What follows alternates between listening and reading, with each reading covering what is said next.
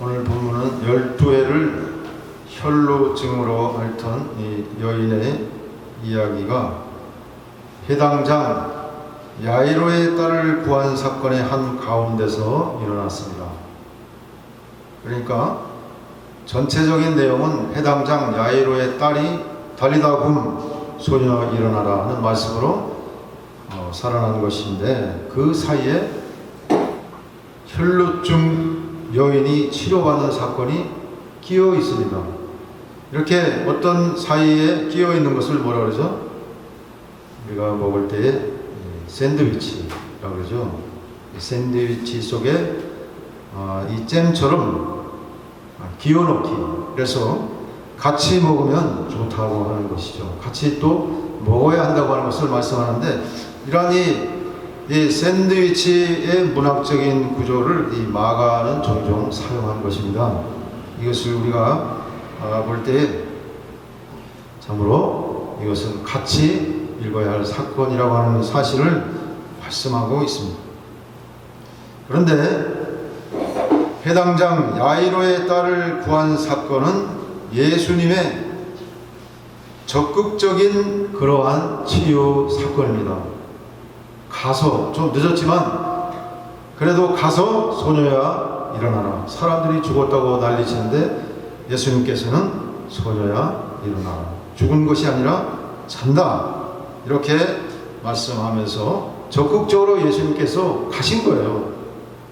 그런데 오늘 이 혈루증 여인의 사건은 무엇입니까?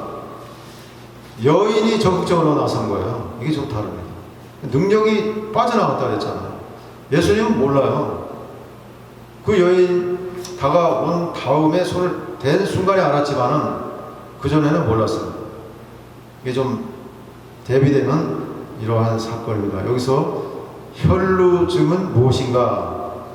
혈루증, 영어로는 on issue of blood라고 그랬어요. 영어를 써야 알아듣는 사람이 있기 때문에 혈루증, 이게 뭡니까? 피를 흘리는 겁니다. 피. 이것은 여성의 생리기간에 피가 나오잖아요. 그게 이제 정상인데, 생리가 아닐 때 계속해서 피가 나오는데 어쩌다 한번 화해하고 뭐 그런 게 아니라 몇 년 동안? 12년 동안 엄청나게 오랜 세월 동안 계속해서 때도 시도 없이 피가 나오는 이 고통, 유대인들에게는 피는 곧 생명을 뜻하기 때문에 피의 유출은 죽음을 의미하며 모든 공적 모임에 나갈 수 없습니다. 성전에 갈 수 없고, 그렇게 해서 격리 수용되고 조용히 있어야 되는 거죠.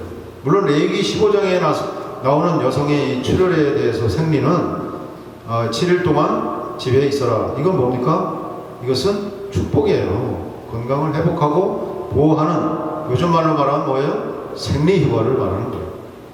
구약 성경은 이렇게 여성의 건강에 대해서도 굉장히 생각하고 있다고 하는 사실을 우리가 알 수 있습니다.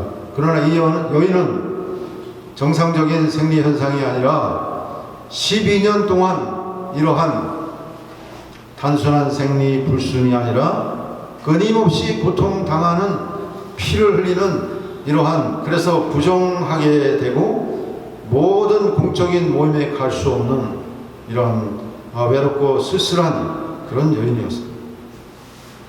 그런 여인이 무리 가운데 섞여 뒤로 와서 예수의 옷에다가 손을 대고 손만 대어도 치료받을 수 있을 거라고 하는 그러한 간절한 믿음이 있었기 때문에 이 여인은 치료를 받았습니다.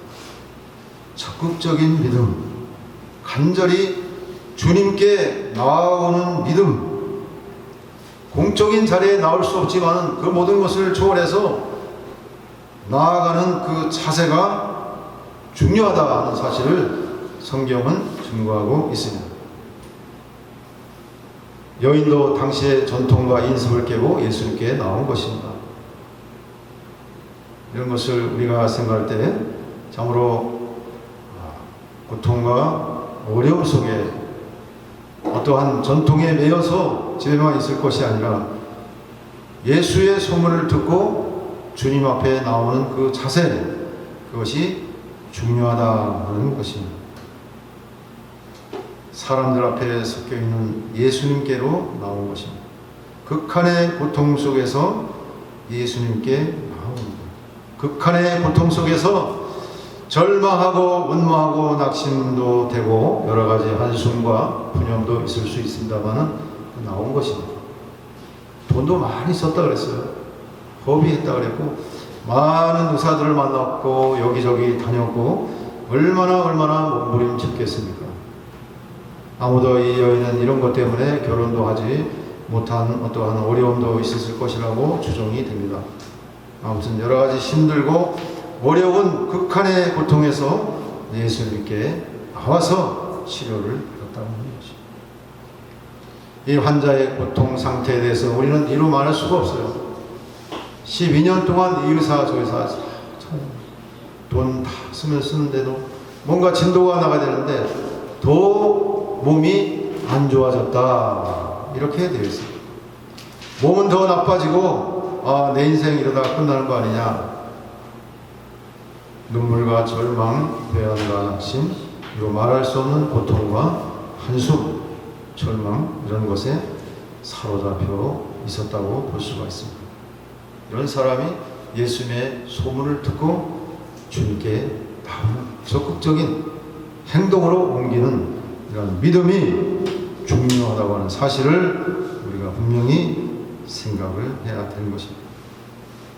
오늘 우리들은 어쩌면 이 여인과 같이 비슷하지 않습니까? 여기저기 용하다는 사람들 찾아다니며 세상에 돈 있는 사람들, 정치 권력가들 이런 사람들 찾아다니면서 기웃기웃하며 허전한 마음을 달래고자 하는 그런 호기진 마음의 소유자는 아닌지 살펴봐야 됩니다. 세상의 권력자가 다 나쁜 것도 아니고 세상의 연예인들이 다 나쁜 것도 아니지만 조모 씨라고 하는 사람은 그 음악을 하다가 또 미술한다 그래가지고 또 엉뚱한 일을 벌이고 또 임금이라도 제대로 줬으면 돈 많은 사람인데 그렇게 했으면 좀 괜찮을 것인데 그래서 요새는 송모라고 하는 사람이 좀 더 괜찮다. 같이 출발한 조 씨와 송 씨. 송 씨와 누구지 아세요? 모르세요? 송창식 씨. 송창식 씨는 괜찮대요. 돈 문제에 대해서. 조 씨는 왜 그런지 모르겠어요. 아무튼 이런저런 우리들의 마음들이 피 흘리는 이러한 여인의 마음과 같지 않은 그러기 위해서 우리가 이것저것 잘못된 것을 붙잡아서는 안 된다는 거예요. 이런 것들은 잠시의 위안이나 잠깐의 힐링 될지 몰라도 참된 자유와 해방은 줄 수가 없다는 거예요. 그래서 요즘 TV나 또 여러 가지 보면 다 힐링, 교회에서도 힐링, 물론 힐링 해야 됩니다. 그렇지만 힐링은 하나님 나라의 한 부분이에요. 힐링이 마치 교회의 분불이냐? 평생 30년, 40년 교회를 다녀도 계속 힐링해 주세요. 힐링해 주세요. 그래서 문제가 있는 거예요. 기독교는 힐링이 돼야 되지만은 고통 중에서도 기뻐하는 것을 배우는 게 기독교입니다. 그래서 환난 중에서도 기뻐하나니 환난은 인내를 낳고 인내는 소망을 낳는 것이 기독교의 근본 진리인 줄로 믿으시기 바랍니다. 아멘 되십니까? 네.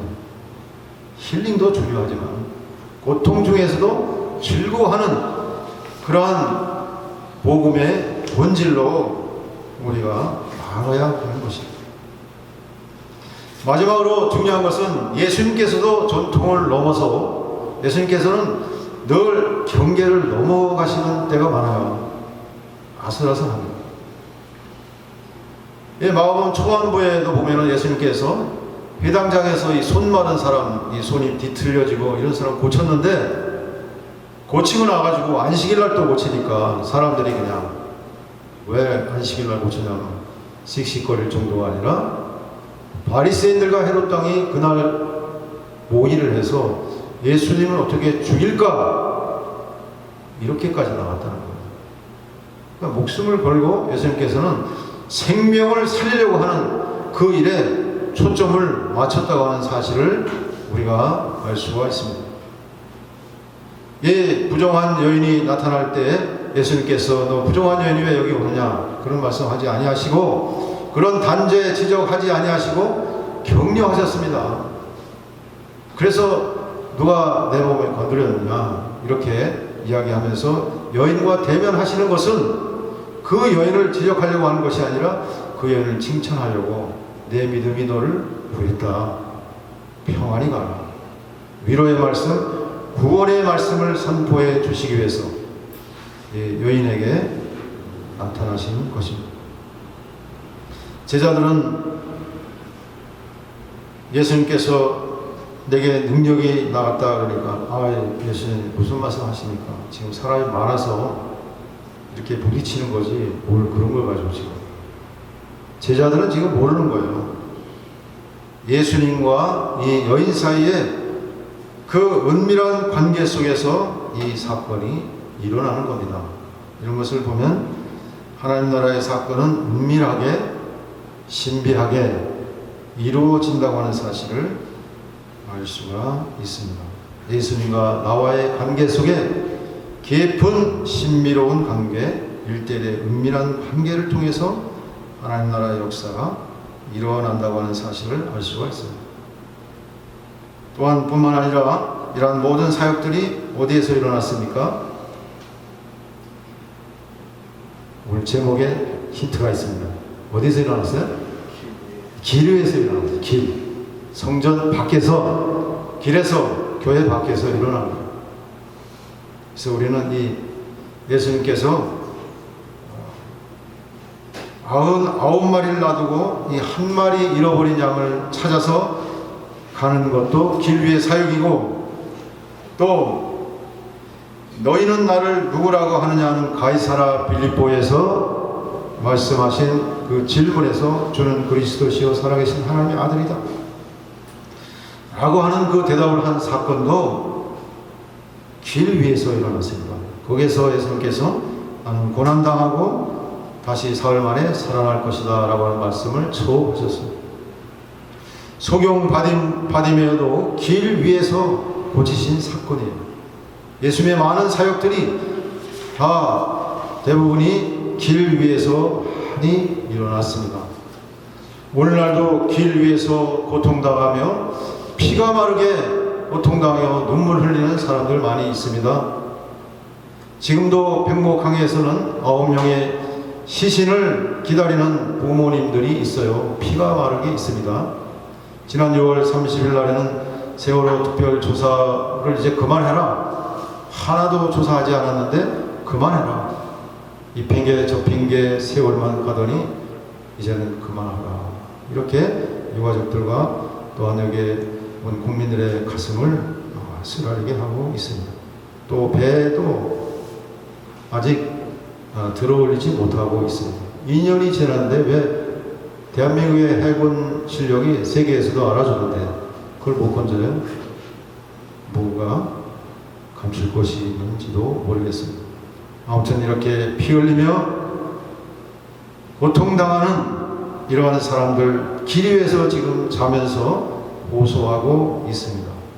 이러한 것들에 대해서 우리는 같이 우는 사람들과 같이 울고 같이 즐거워하는 사람들과 같이 즐거워하는 이런 로마서의 이 말씀을 우리가 생각하면서 정말로 하나님께서 바라고 원하시는 하나님의 사랑과 이웃 사랑이 무엇인가를 분명히 생각해야 할 것입니다.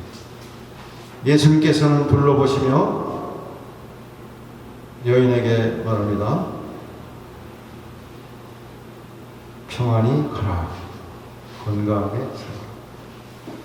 두렵고 떨리면서 예수님 앞에 나왔습니다. 혹시 어떤 일이 벌어질지 모르고. 여인은 본능적으로 자기 몸에 질병이 나온 것을 깨달았습니다. 그리고 나서 본인도 놀라고 감격했습니다. 그리고 두려워 떨었다. 너무나도 놀란 거죠. 12년 동안 고생하고 고통당하던 그 질병이 낫는 순간 얼마나 기쁘고 또 두렵고 떨렸습니까? 두렵다는 것은 공포와 무서움에 떨었다는 것이 아니라 경외하는 마음으로, 경이로운 마음으로 떨면서 주님 앞에 엎드려 고백하였습니다. 주님께서는 이 여인을 지적하지 아니하시고 격려하면서 따라 내 믿음이 너를 구원하였습니다. 여기에서 구원은 육신의 질병과 영혼과 모든 것을 말하는 것입니다. 평안히 가라. 고통과 외로움에 쩔어서 살았던 이 여인을, 소외되었던 이 여인을 위로하고 격려하시면서 주님께서 주시는 이 평안의 말씀, 오늘 저와 여러분들에게도 주시는 말씀으로 알아서 평안한 마음으로, 평강의 마음으로 주님 안에서 오늘 이 마음을 받고 이 마음을 또한 다른 사람들에게 증거하며 살아가시는 귀한 성도님들이 다 되시기를 간절히 주님의 이름으로 축복합니다. 기도하시겠습니다.